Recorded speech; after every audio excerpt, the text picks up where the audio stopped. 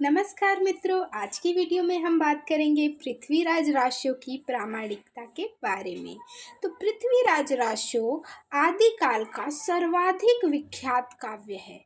यह काव्य जितना विख्यात है उतना ही विवादग्रस्त भी है। तो इस विवाद की पृष्ठभूमि से हमें परिचित हो लेना चाहिए। पृथ्वीराज राशों की प्रामाणिकता जांचने के लिए विद्वानों ने उसे इतिहास की कसौटी पर कसने की कोशिश की और उन्हें निराशा हाथ लगी। जिन विद्वानों ने इसे इतिहास ग्रंथ के रूप में देखा, उन्होंने तो इसे जाली ग्रंथ ठहरा दिया। इसमें कोई शक नहीं कि यह पृथ्वीराज राशों में हम इतिहास ढूंढने चलेंगे तो हमें निराशा ही हाथ लगेगी। आइए देखें कि पृथ्वीराज राशों को इतिहास मानकर चलने वाले विद्वान क्या सोचते हैं। जो विद्वान पृथ्वीराज राशों को इतिहास मानकर चले, वो लोग क्या सोचते थे, वो विद्वान क्या सोचते थे। सबसे पहले हम ऐतिहासिकता के बारे में बात करेंगे कि पृथ्वीराज राशों के विषय में जो अनुश्रुतियां प्रचलित है, उनसे यह आशा रखना स्वाभाविक है कि इस काव्य से पृथ्वीराजकालीन इतिहास पर पर्याप्त प्रकाश पड़ेगा। कहते हैं कि इस काव्य के रचयिता चंद्रवर दाई अपने आश्रयदाता पृथ्वीराज के दरबारी कवि ही नहीं, उनके अंतरंग मित्र भी थे। अतएव इतिहासकारों, विशेषतः पाश्चात्य प्राच्यविदों को आशा थी कि इससे 12वीं-13वीं शताब्दी के उत्तर भारत के विषय में प्रामाणिक जानकारी मिलेगी। लेकिन 1876 ईस्वी में डॉक्टर बुलर नामक विद्वान को कश्मीर में पृथ्वीराज विजय नामक काव्य की खंडित प्रति मिली। यह काव्य भी पृथ्वीराज के जीवन पर आधारित है। डॉक्टर बुलर ने तुलना करके देखा कि पृथ्वीराज विजय में उल्लिखित घटनाएं एवं तिथियां इतिहास सम्मत हैं, जबकि राशों की इतिहास विरुद्ध है। तो डॉक्टर बुलर ने तुलना जब किया तो उन्होंने देखा कि पृथ्वीराज विजय में उल्लिखित जो घटनाएं हैं वो और जो तिथियां हैं वो इतिहास सम्मत नहीं है, जबकि राशों की इतिहास की विरुद्ध। इसके विपरीत अनेक विद्वानों ने राशों की प्रामाणिकता पर संदेह करने वाले तर्कों के विरुद्ध मत प्रकट किया और राशों की प्रामाणिकता का आग्रह किया। परिणाम स्वरूप राशों की प्रामाणिकता और अप्रामाणिकता का जो विवाद है वो चल पड़ा। तो राशों को अप्रामाणिक मानने वालों के तर्क संक्षेप में इस प्रकार हैं। सबसे पहले देखते हैं, पृथ्वीराज राशों के अनुसार आबू के जो शासक जेत और सलक थे, किंतु इनका कोई उल्लेख तत्कालीन शिलालेखों में नहीं मिलता। तो इतिहास सम्मत तथ्य यह है कि उस समय आबू पर धारावर्ष परमार का शासन था। राशों के अनुसार गुजरात के राजा भीमसेन को पृथ्वीराज ने मारा था। शिलालेखों के अनुसार वह पृथ्वीराज के बाद भी जीवित था। आप समझ पा रहे हैं प्रामाणिक और अप्रामाणिकता का विवाद किस प्रकार चल रहा है।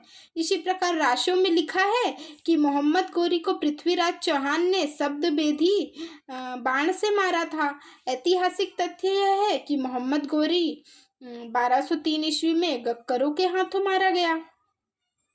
राशों में लिखा है कि पृथ्वीराज की बहन पृथा का विवाह चित्तौड़ के राजा समर सिंह से हुआ था। यह असंभव है क्योंकि राजा समर सिंह का समय 13वीं शताब्दी ईस्वी का उत्तरार्ध है, जबकि पृथ्वीराज की मृत्यु 12वीं शती ईस्वी में ही हो गई थी। तो यहाँ पर आप लोग देख रहे हो कैसे इसकी प्रामाणिकता और अप्रामाणिकता के बारे में बताया जा रहा है। राजस्थान के प्रसिद्ध इतिहासकार महामहोपाध्याय गौरी शंकर हीराचंद ओझा के अनुसार इस तरह हमने जांच कर देखा कि पृथ्वीराज राशों बिल्कुल अनैतिहासिक ग्रंथ है। यह ऐतिहासिक नहीं है। उसमें चौहानों, प्रतिहारों और सोलंकियों की उत्पत्ति संबंधी कथा, चौहानों की वंशावली, पृथ्वीराज की माता, भाई बहन, पुत्र और रानियों आदि के विषय की कथाएं तथा बहुत सी घटनाओं के संवत और प्राय सभी घटनाएं तथा सामंतों आदि के नाम अशुद्ध और कल्पित हैं। कुछ सुनी सुनाई बातों के आधार पर इस बृहद काव्य की रचना की गई है। भाषा की दृष्टि से यह ग्रंथ प्राचीन नहीं दिखता। भाषा की दृष्टि से यह ग्रंथ प्राचीन नहीं दिखता। आचार्य रामचंद्र शुक्ल का विचार है कि ऐतिहासिक तथ्यों के साथ बिल्कुल मेल न खाने के कारण अनेक विद्वानों ने पृथ्वीराज राशों के पृथ्वीराज के समसामयिक किसी कवि की रचना होने में पूरा संदेह किया है और 16वीं शताब्दी में लिखा हुआ एक जाली ग्रंथ ठहराया गया है। तो राशों में चंगेज, लैमूर आदि पीछे के नाम आने से यह संदेह और भी पुष्ट होता है। शुक्ल जी ने इसे परवर्ती रचना और भट्ट भड़ंत कहा। राशों को प्रामाणिक मानने वाले विद्वानों में बाबू श्याम सुंदर दास और राशों के संपादक मोहनलाल विष्णु लाल पांड्या उल्लेखनीय हैं। बाबू श्याम सुंदर दास इसे काव्य ग्रंथ मानकर इसे ऐतिहासिक तथ्यों की कसौटी पर कसे जाने को उचित नहीं मानते। पंड्या जी ने तो इसकी तिथियों को इतिहास सम्मत सिद्ध करने के लिए एक संवत आनंद संवत की कल्पना कर डाली।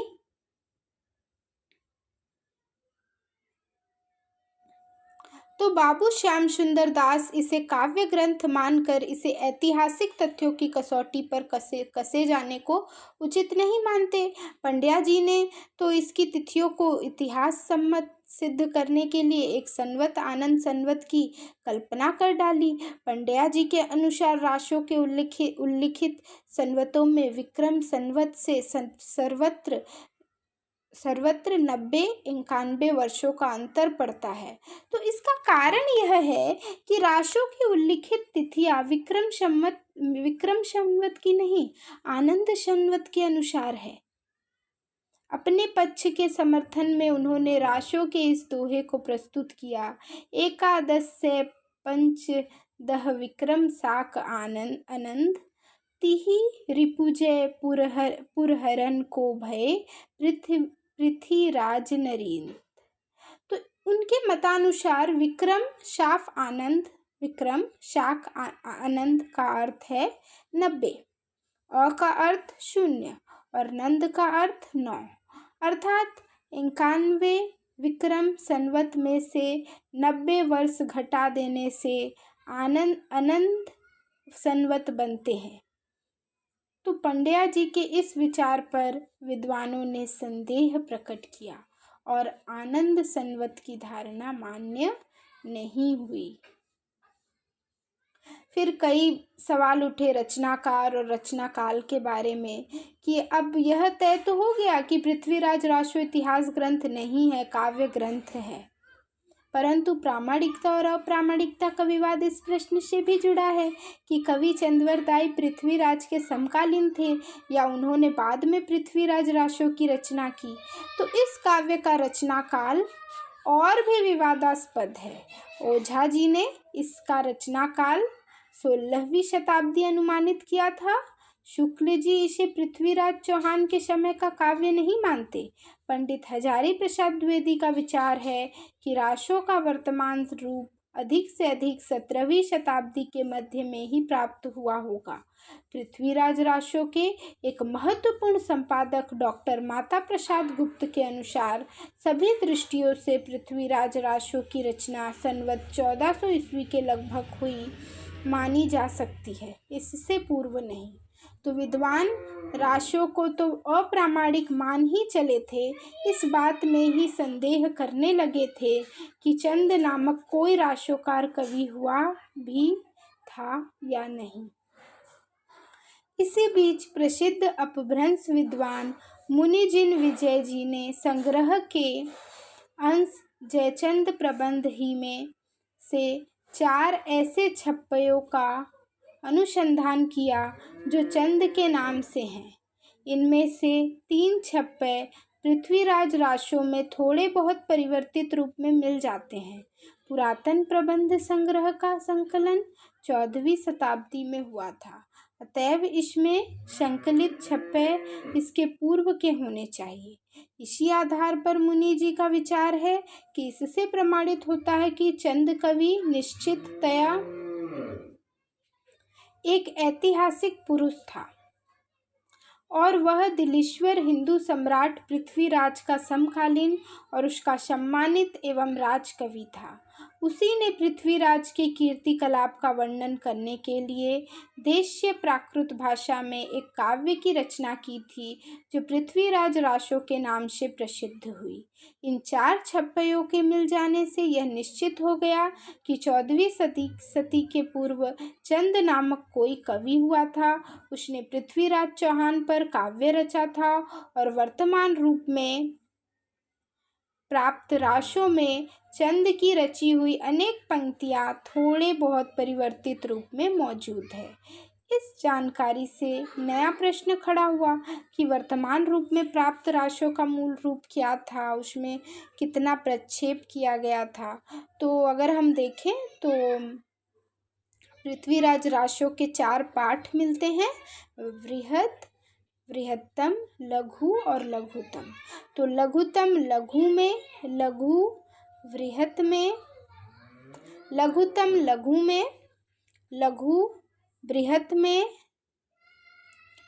और बृहत बृहत्तम में प्राय अंतर्भुक्त है। राशों का मूल रूप क्या है, इस विषय पर विद्वानों ने पर्याप्त माथापच्ची की है।